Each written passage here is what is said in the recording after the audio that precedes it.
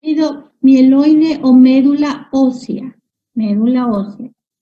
Esto ya vimos un poquito cuando abordamos el tema de sangre. Tejido hematopoyético también es un tejido mieloide. El tejido mieloide o médula ósea. Ustedes habrán oído hablar de la médula espinal y de trasplante medular, ¿no verdad? Bueno, vamos a ir viendo en el transcurso de la clase la diferencia entre médula espinal y un trasplante medular. El tejido mieloide o médula ósea, conocido también en un lenguaje coloquial como tuétano, ¿no? Pero el término médico es, o el término más científico es médula ósea, médula ósea. Por eso les digo, en un lenguaje coloquial le decimos tuétano, o le dicen tuétano. Se lo encuentra por dentro de los huesos, tanto en la cavidad medular de los huesos largos como en los espacios que existen por las trabéculas en los huesos esponjosos. El tuétano proviene de las células mesenquimales. Su función principal es la hematopoiesis, formación de células sanguíneas. El tuétano o médula ósea experimentará cambios con la edad del animal. Histológicamente se encuentra conformado por un estroma vascular, una estructura vascular, con estructuras especializadas llamadas sinusoides, un estroma fibrilar compuesto por fibrillas reticulares y colágenas, un estroma celular conformado por células adventicias que tienen importancia hematopoyética, ya que segregan citocinas, las cuales ayudan a la diferenciación celular. Un parénquima, recuerdan, parénquima es la parte funcional, conformado por las células madre funcionales de la médula ósea, las cuales son las que conformarán las series hematopoyéticas. Así que este tejido igualmente está conformado, como ya lo ven histológicamente, por un estroma vascular y por un parénquima.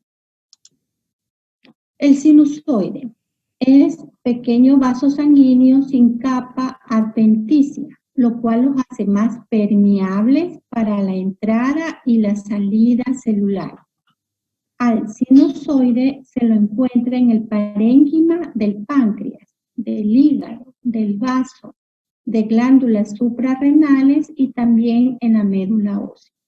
Esto es a manera de concepto, ¿no? De lo que es un sinusoide. Citocinas o citoquinas son proteínas que regulan el funcionamiento de las células, pero regulan no a las células en que son producidas, sino a otras células. Son las responsables de la comunicación intercelular entre células. Actúan principalmente en los procesos de hematopoiesis y también durante la inflamación. Ahí se van a liberar abundantes citoquinas que promueven a la inflamación, generan más inflamación en ciertos procesos infecciosos, traumáticos, etc. Bueno, seguimos con el tejido mieloide.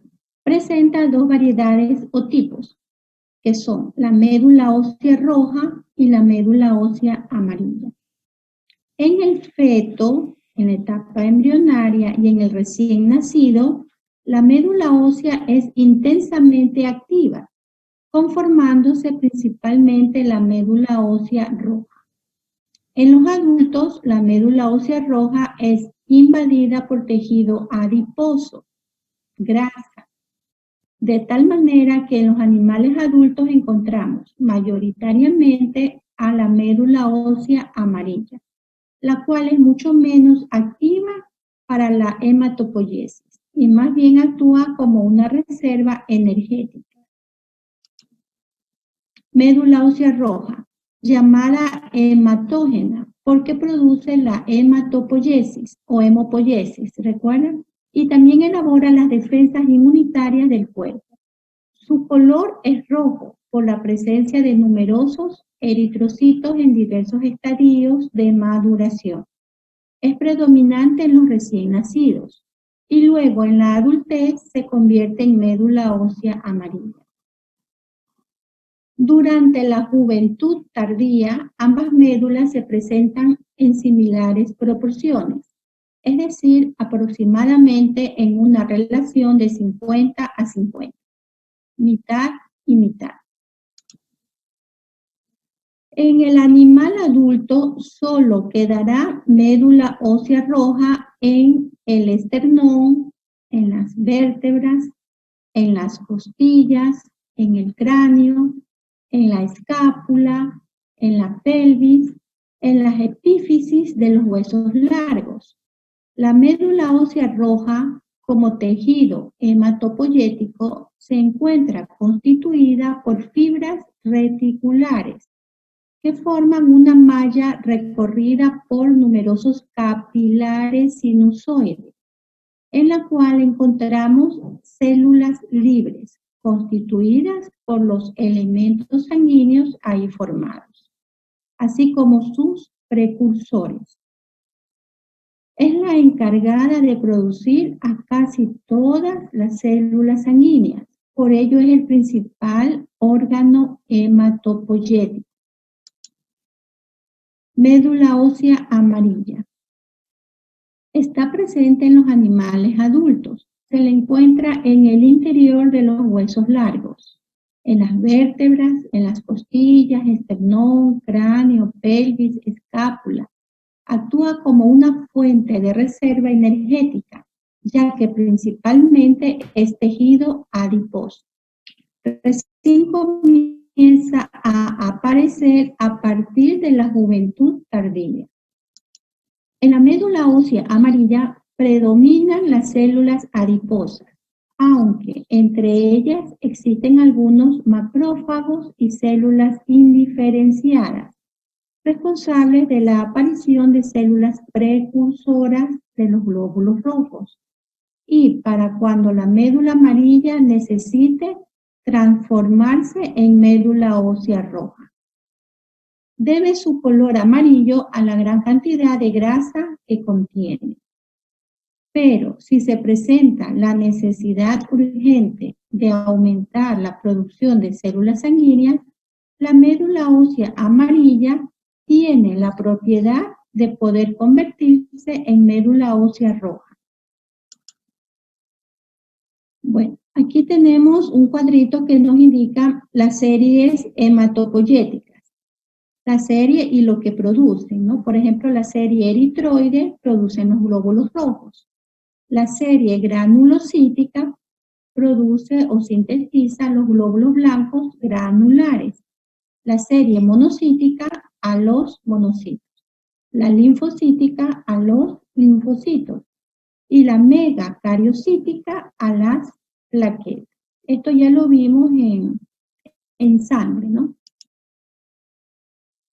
Esto también estamos repasando un poquito. Hematopoiesis o hemopoiesis. Proceso de formación, desarrollo y maduración de los elementos formes de la sangre. Eritrocitos, leucocitos y plaquetas. A partir de un precursor celular común e indiferenciado, conocido como célula madre hematopoyética. Las células madre que en el adulto se encuentran en la médula ósea son las responsables de formar todas las células sanguíneas. Producen la hematopoiesis, los tejidos mieloide y linfoide. La médula ósea es el órgano hematopoyético principal, pero de ser necesario, el hígado y el vaso pueden asumir esta función. En la etapa embrionaria, el hígado y el vaso son los principales órganos hematopoyéticos. Después del nacimiento, es la médula ósea el principal órgano hematopoyético. Las células sanguíneas son degradadas y recicladas por el vaso y por los macrófagos del hígado, también por la médula ósea. Durante la destrucción de los eritrocitos, la hemoglobina se desdobla en hematina y en globina. Desde la hematina se recupera el hierro, el cual es almacenado, y la bilirrubina, que luego es secretada en la bilis. Bueno, eso es lo que corresponde a tejido mieloide, ¿no? Médula ósea, principal órgano hematopoyético, como para reforzar lo que habíamos visto en tejido sanguíneo, en sangre, células sanguíneas. Bueno, ¿alguna pregunta?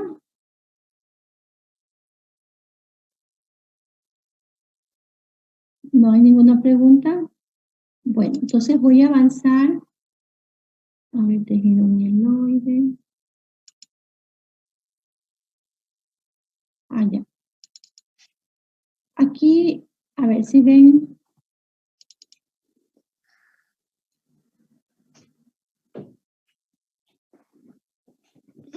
¿Ven la diapositiva?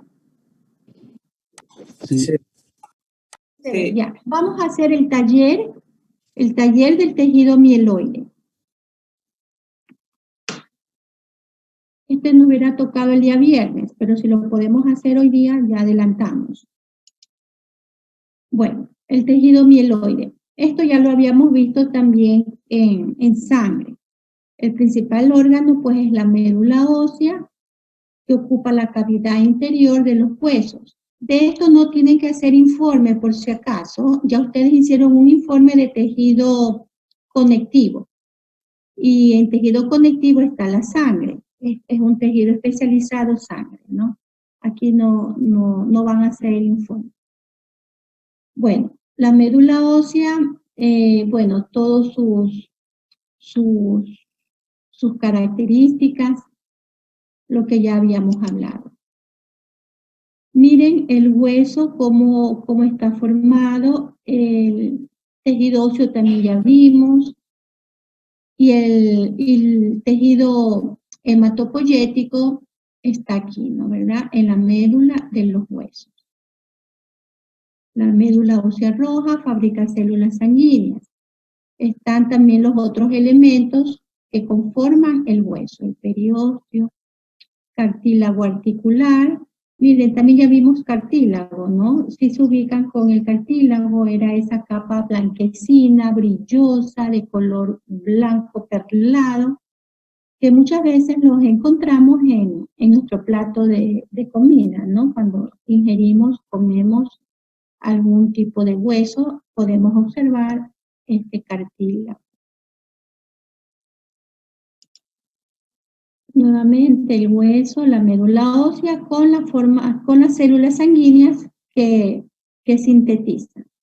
Los glóbulos rojos, los glóbulos blancos y las plaquetas. Dentro de los glóbulos blancos, los 5 tipos diferentes de glóbulos blancos, como son los neutrófilos, basófilos, eosinófilos, monocitos y linfocitos. Nuevamente las células sanguíneas, los eritrocitos, leucocitos, las series de glóbulos blancos, están aquí también los porcentajes normales que se puedan encontrar en la sangre. La constitución de la sangre, la secuencia de maduración de las células sanguíneas, ¿no? Hasta llegar a un linfocito, hasta llegar a un eritrocito, hasta llegar a las plaquetas, hasta llegar a un basófilo. Tienen que pasar por una serie de cambios, de maduración, hasta llegar a la célula madura, como es la que queremos observar en un examen de sangre. También hay células inmaduras en un examen de sangre, pero en un porcentaje menor. Cuando estas células inmaduras están en un porcentaje mayor a lo normal, algo está pasando, ¿no? La médula ósea está sintetizando mayor cantidad de elementos sanguíneos y hay que ver por qué. Bueno, aquí tenemos unos linfocitos.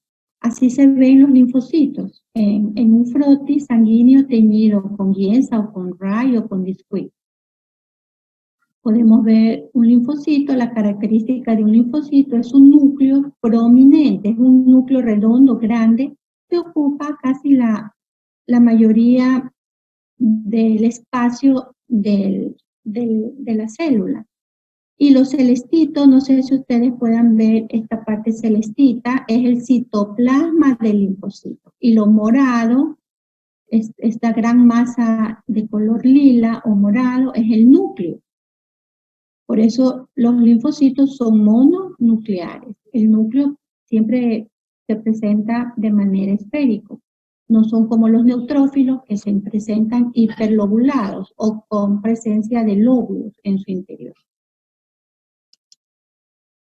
Bueno, acá también tenemos los diferentes tipos de células sanguíneas, tal como se las aprecia en un frotis teñido vistas al microscopio. Por ejemplo, en la primera vemos eritrocitos y esos puntitos chiquititos son las plaquetas. Las plaquetas son estos fragmentos celulares más pequeños que los glóbulos rojos, se ven como puntitos. En el segundo cuadro podemos ver un eosinófilo, característico, fácilmente reconocible. Luego acá podemos ver un basófilo, acá un monocito, en el extremo superior un linfocito, que era el que estábamos viendo hace un momento. Bueno, y así hay muchas características, esto lo van a ver, si lo ven conmigo, en laboratorio clínico, en cuarto semestre. Ustedes son la malla nueva, ¿no? Esto lo van a ver en cuarto semestre, Dios mediante. Bueno, hay enfermedades de la sangre, que es la anemia, es la disminución de glóbulos rojos, hemoglobina y el conteo de glóbulos rojos, hemoglobina y hematócrito. Esos tres parámetros nos indican que el paciente presenta anemia. Y las características clínicas de la anemia, ¿no? Tanto en personas como en animales.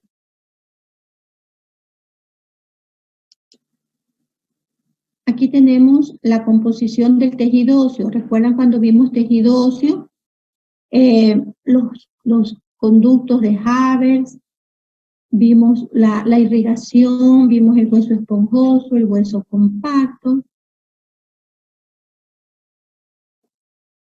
Y es un tejido vivo, ¿no? El hueso es un tejido vivo. Tienen, como ustedes ven, estos vasos sanguíneos que le dan vida al hueso. Si se rompe el hueso, si se fractura, puede ocasionar muerte del hueso. O si nosotros en una intervención quirúrgica lastimamos estos vasos sanguíneos, podemos necrosar o producir necrosis ósea.